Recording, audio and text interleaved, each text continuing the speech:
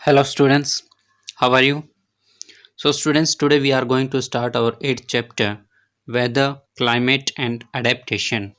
इस चैप्टर में हम वेदर के बारे में, क्लाइमेट के बारे में और एडेप्टेशन के बारे में, मीन्स वेदर क्या होता है, क्लाइमेट क्या होता है और उसमें जो रहने वाले जो एनिमल्स हैं वो अपने आप को कैसे अडेप्ट करते हैं उसमें रहने के लिए. Okay, so let's start.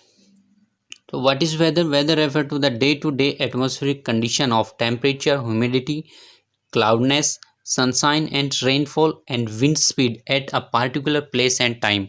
किसी भी जगह पे निश्चित समय पे या किसी निश्चित स्थान पर उस जगह की temperature, humidity, cloudiness, sunshine, rainfall और विंड स्पीड कैसी है वो उसके वेदर को डिफाइन करती है.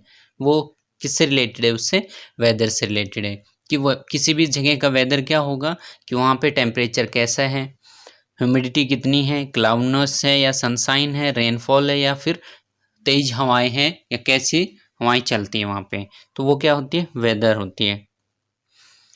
Weather keeps changing every day. जो वेदर होता है वो लगभग सभी डे चेंज होते रहते हैं, even change hour to hour, और ये भी हो सकता है कि वो 1 घंटे के बाद चेंज हो जाए. It may be sunny in a morning, may turn cloudy in the afternoon and may rain within no time. ये सुबह ऐसा मौसम भी हो सकता है कि सुबह उसमें धूप हो, दोपहर में क्लाउडनेस हो जाए और तभी उसमें बारिश भी हो सकती है. ठीक है, तो what are the elements of weather? जो वेदर होता है उसके एलिमेंट्स क्या क्या हो सकते हैं? Temperature, humidity, cloudiness, rainfall and wind speed, ये उसके एलिमेंट्स हैं. अब टेम्परेचर क्या होता है? टेम्परेचर होता है जो 24 आवर्स में, मीन्स किसी भी जगह की हॉटनेस और कोल्डनेस की जो डिग्री होती है उसको टेम्परेचर बोलते हैं. तो टेम्परेचर 24 आवर्स में बदलता रहता है. ठीक है, जैसे कि सुबह क्या होता है, मॉर्निंग के अंदर जो टेम्परेचर होता है वो ठंडा होता है, दोपहर में टेम्परेचर ज़्यादा होता है क्योंकि सनी डे होते हैं, और जो शाम को है या फिर रात को है जो टेम्परेचर वो फॉल डाउन हो जाता है, मीन्स कम हो जाते हैं. ओके, सो टेम्परेचर भी चेंज होते रहते हैं. Next is humidity. तो what is the humidity? The amount of water vapours present in the atmosphere is called humidity. Humidity क्या होती है कि जो वाटर के अंदर जितना अमाउंट प्रेजेंट होता है उसको क्या कहते हैं? ह्यूमिडिटी बोलते हैं. ठीक है, या we can say the capacity of air to hold the water vapours increases with the rise in the temperature. हम ये कह सकते हैं कि जो वाटर होल्डिंग कैपेसिटी होती है एयर की वो टेम्परेचर बढ़ने के साथ बढ़ती है. ठीक है, तो ह्यूमिडिटी किस में एक्सप्रेस की जाती है? रिलेटिव ह्यूमिडिटी में. और रिलेटिव ह्यूमिडिटी क्या होती है? Amount of water vapours in the air at a particular temperature. किसी विशेष टेम्परेचर के ऊपर उस एयर के अंदर कितनी अमाउंट में वाटर है वो उसकी, और upon maximum amount of water vapours that air can hold at that temperature.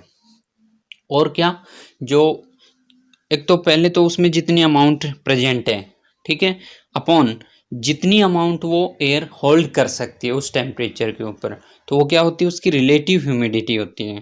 ठीक है, तो relative humidity expressed in percentage. Relative humidity को परसेंटेज में एक्सप्रेस करते हैं. Relative humidity varies with the temperature. और जो रिलेटिव ह्यूमिडिटी है वो टेम्परेचर के साथ वेरी करती है, मीन्स जितना टेम्परेचर होगा वो उसी के अकॉर्डिंग ह्यूमिडिटी होगी. नेक्स्ट है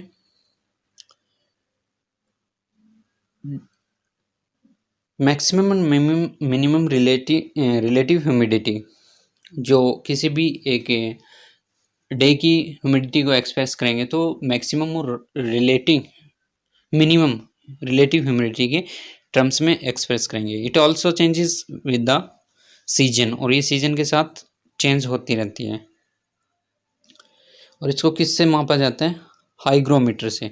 ठीक है, ह्यूमिडिटी को किससे मापते हैं? हाइग्रोमीटर से. नेक्स्ट आता है रेनफॉल.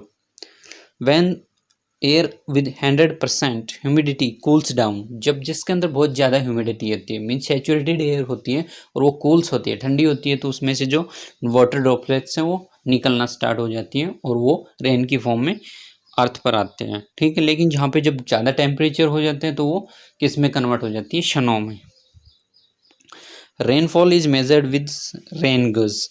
और जो रेन वर्षा होती है उसको किससे मापा जाता है? रेन गेज से, ठीक है। और it is measured in millimetres, और इसको मिलीमीटर में मापते हैं, किसको? रेन को। विंड, जो मूविंग एयर होती है उसको क्या कहते हैं? विंड कहते हैं, ठीक है। Moving air is called wind.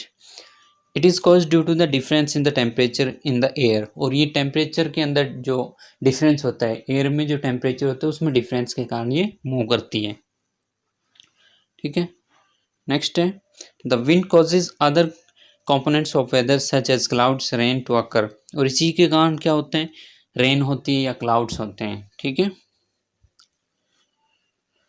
Places closer to the ocean are often very windy, जो प्लेस ओशन के पास होते हैं उसमें ज़्यादा हवा चलती है।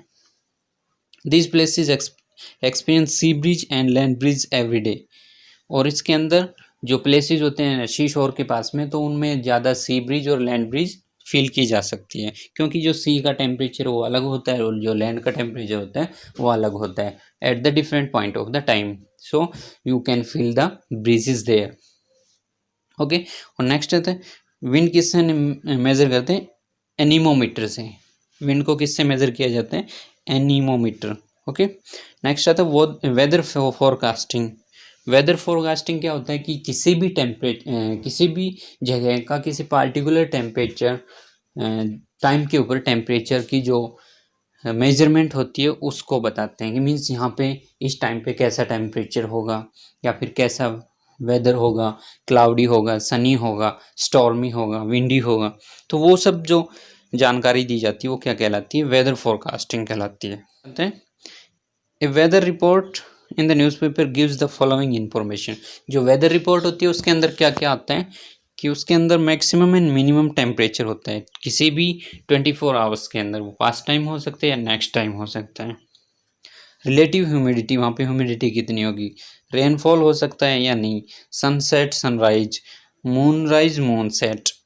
Prediction of weather for the present day as clear sky, windy और थंडरस्टॉर्म।